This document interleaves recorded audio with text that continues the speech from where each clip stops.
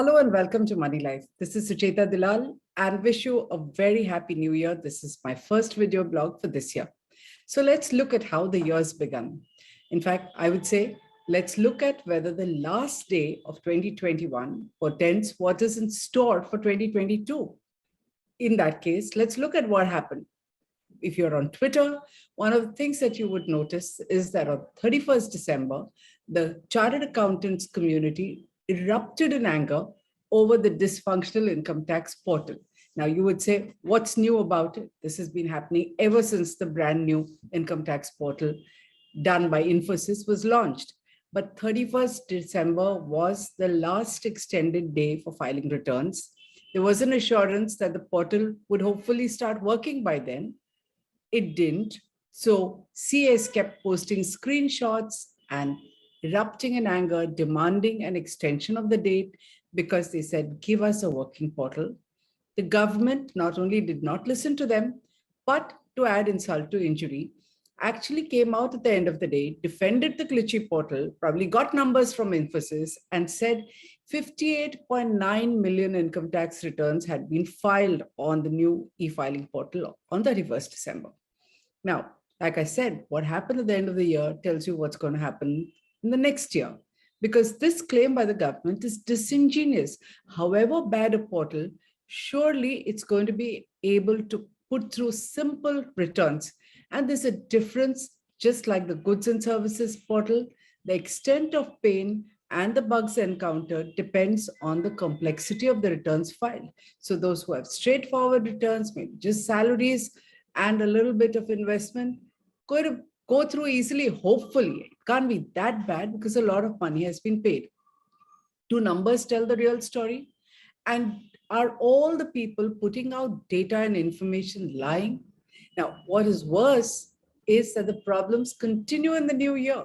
So the year began, ironically enough, with taxpayers, some taxpayers receiving significantly higher refunds. So the whole boast is that you get refunds quickly.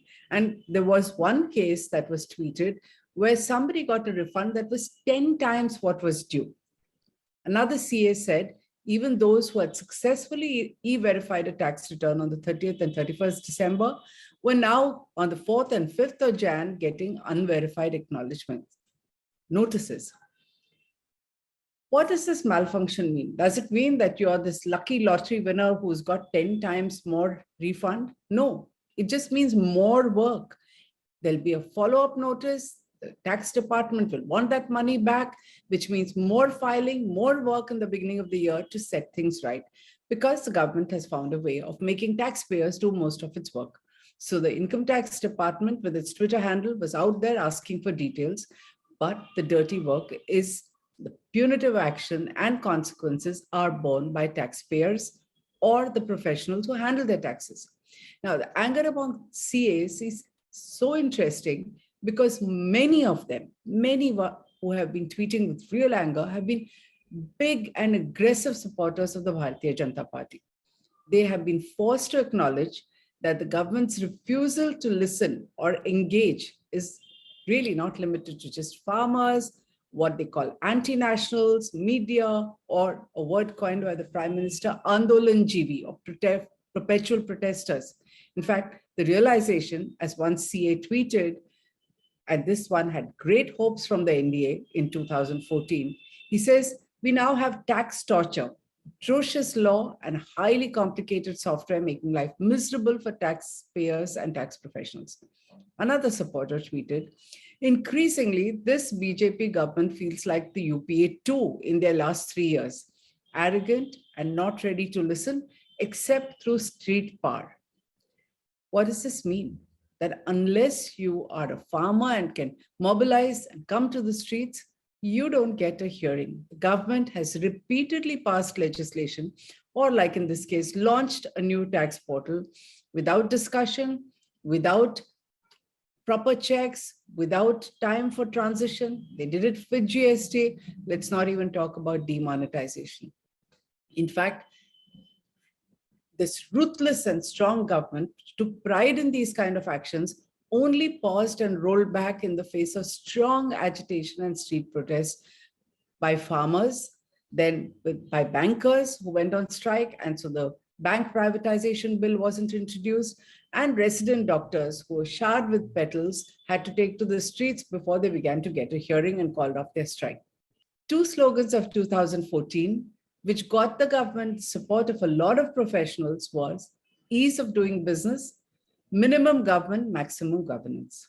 Both have been forgotten. The government is everywhere. It's more intrusive.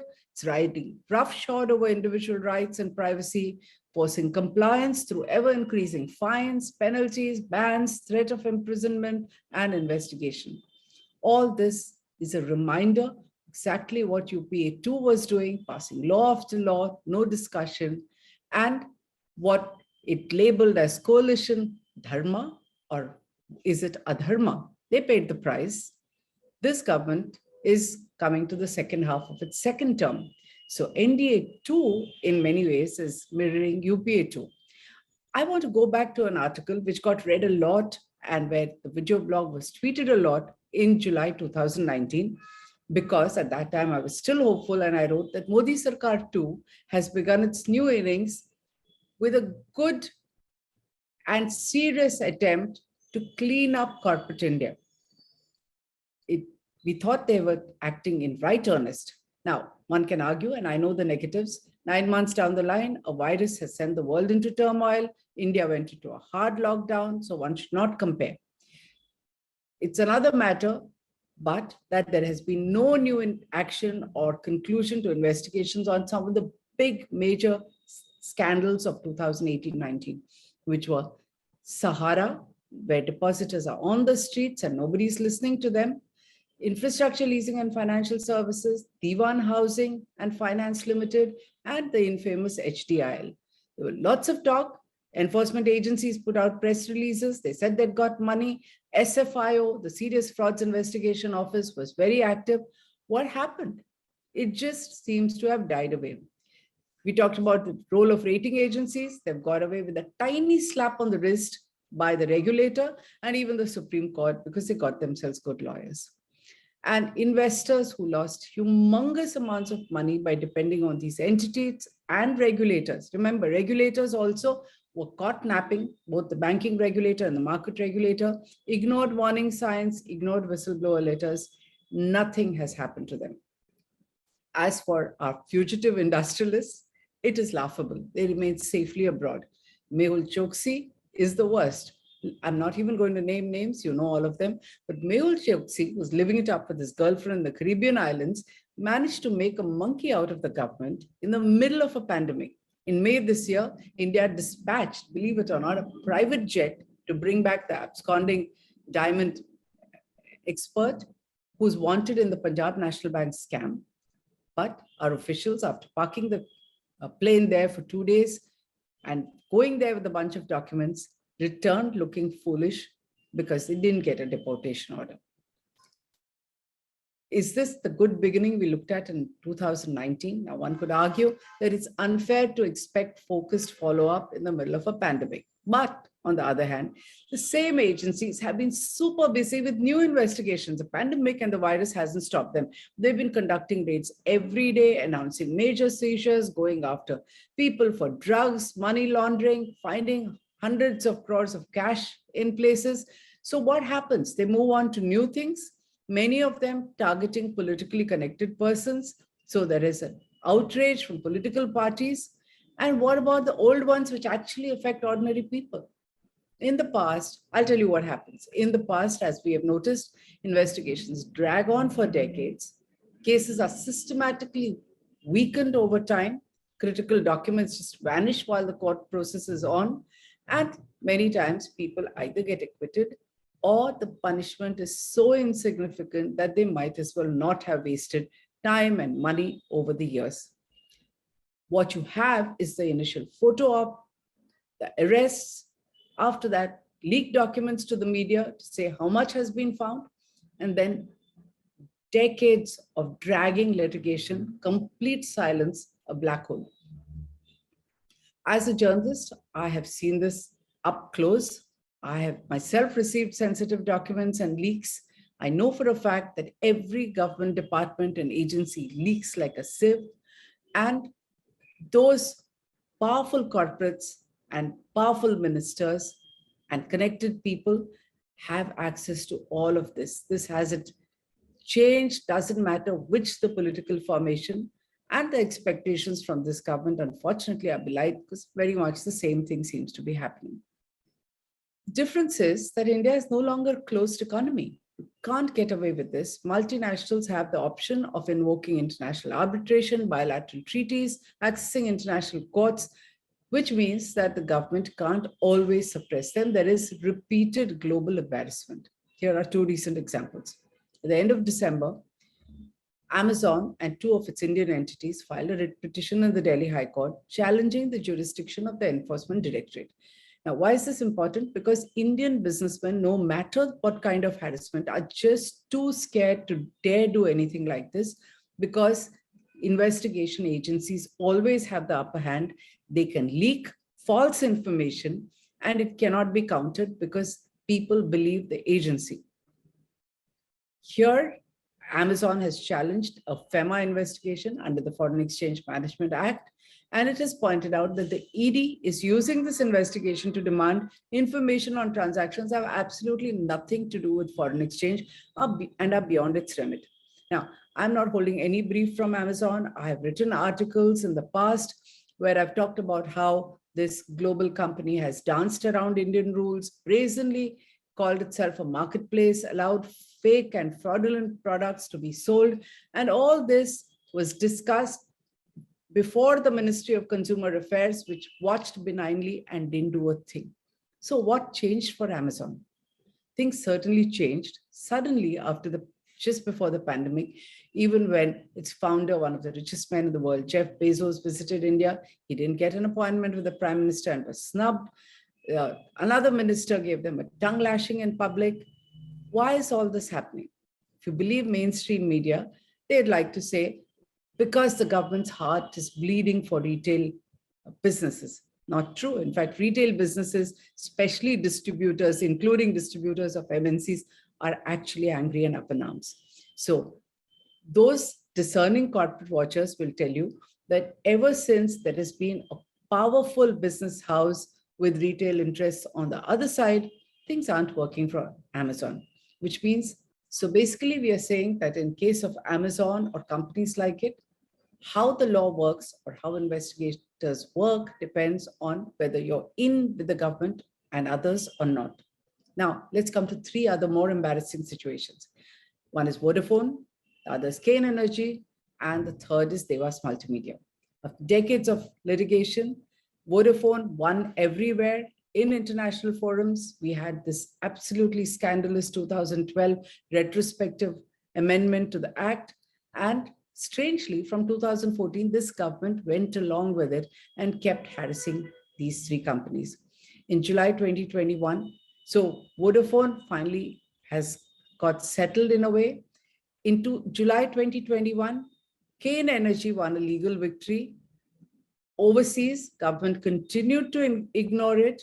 So what did Kane Energy do? It got an order from a French court to seize 20 properties of the government in Paris. Now, this was an order which allowed it to recover a part of the 1.2 billion that India owed to this company. Meanwhile, the company had faced draconian action in India. Its shares were confiscated, its dividends withheld, its tax refunds withheld. Suddenly, things changed after this embarrassing French court order when properties of Indian government were actually seized. We forget that we have a footprint across the globe. It shamed the government to amend finally this retrospective IT Act introduced in 2012, and it worked out a closure with Crane, withdrew the cases. But having done this, it didn't do it with Devas Multimedia. On the contrary, in May 2021, the National Company Law Tribunal issued an order of liquidation saying that the origins of this company was itself fraudulent. Does it take you so many decades to realize that? Now, the NDA's actions, if you ask me, defy logic and explanation because all three cases, like I said, were inherited from the Congress-led UPA, which is being abused by its leaders day in and day out. Then why do you support it? The Devas dispute goes back to 2005, when it signed a deal with Antix Corporation to lease communication satellites for 12 years. The UPA government had cancelled the deal, so even that is a legacy. And foreign investors in Devas were forced to approach the Permanent Court of Arbitration. They won an arbitration award of US dollars 1.2 billion in 2015. The government refused to honor it. Then it went the Kane Energy way, and it got an order from the Canadian court and ratified in the US courts, allowing it to seize Indian assets in those countries. This has happened in early Jan, which is just 4 or 5 days ago. Now, the Indian government, through all this, has refused to engage with Devas. Nobody wants to spend huge amounts of money in litigation around the world. Litigation is expensive, not just in India. And the government did not want to do it, so the Canadian court has allowed Devas to seize properties or proceeds from the International Air Transport Association, IATA, on behalf of the Airport Authority of India and Air India. Air India partly sold. The Canadian order makes an interesting point. It describes the NCLT proceedings as, this is a quote, illegal, arbitrary, vexatious, and in contravention to the basic tenets of law, being violative of the principles of natural justice. It's a very telling comment by a global court about how our judicial systems seem to work. It's an embarrassment because these reports go all over the world. And we know that this new and shining bankruptcy forum, which worked initially for the first 6 cases, is going the way all other previous laws to reduce big corporate defaults. This is just the beginning. If India wants to be taken seriously as a future superpower, the government has to get serious about ease of doing business. And it has to appear fair, equitable, look at how it treats job creators, and cannot be doing vendetta-driven actions or arrogant rants against companies. All that has to stop unless we want to look like a banana republic. It has to ensure that its regulators are accountable and everyone, like rating agencies and others, fulfill their fiduciary responsibility. This has to be the focus of the government. But unfortunately, we don't hear a word about it. We hardly see questions raised in Parliament. And while professionals may erupt on social media, it will require a lot more in terms of a sustained campaign to make a difference. If you agree with this, please circulate this. Please find a way to connect. Please ensure that we get together and hold our government responsible, because we are responsible for ensuring that our government works. It is a democracy. Thank you. And if you like what I've said, please share this video. It's important for all of us.